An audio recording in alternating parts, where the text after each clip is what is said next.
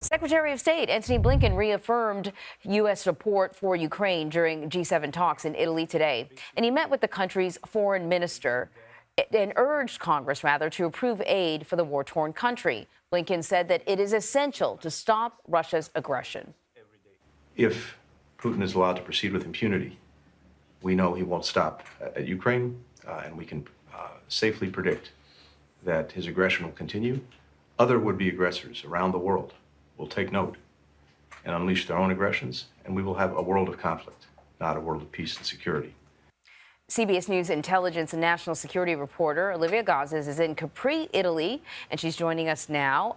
So let's start with the meetings that Blinken had today, with particularly with Ukraine's foreign minister. What can you tell us about it? Sure, Anne-Marie. Well, we were in the room at the top of that meeting, that bilateral meeting with Secretary Blinken and Foreign Minister Kuleba, whose country of Ukraine is not in the G7, of course, but he said he came here to meet with leaders with only one item on his agenda, and that was boosting air defense for the Ukrainians. Ukraine has been absolutely pummeled by Russian missile attacks in recent weeks. The foreign minister referenced an attack in Chernihiv that killed 18 and wounded close to 80 people just this week. Kuleba made a direct appeal to Secretary Blinken to continue consistent aid to Ukraine, and he spoke directly to the cameras to House lawmakers who this week are expected to consider a measure that would finally deliver that more than $60 billion that Ukraine has so desperately been waiting for, saying it was a matter of life and death for thousands upon thousands of Ukrainians. Secretary Blinken also underscored, as you heard, the urgency and the importance of passing that aid, saying that if Vladimir Putin was allowed to continue to proceed in this way, he would continue beyond Ukraine with impunity.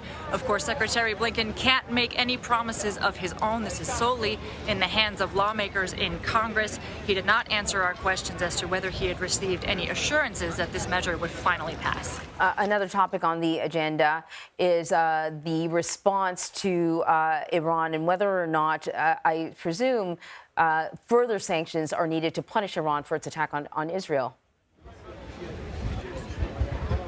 Absolutely, yes. Developments in the Middle East are very much top of the agenda here, too. Leaders have been discussing not only that unprecedented attack by Iran, but also the need for the Israelis to demonstrate some level of restraint in whatever retaliatory steps they take, as well as the disastrous humanitarian situation that continues to persist in Gaza. As you mentioned, European leaders today in Brussels announced their own package of sanctions on Iran's drone manufacturing program, following suit that the Americans announced earlier this week.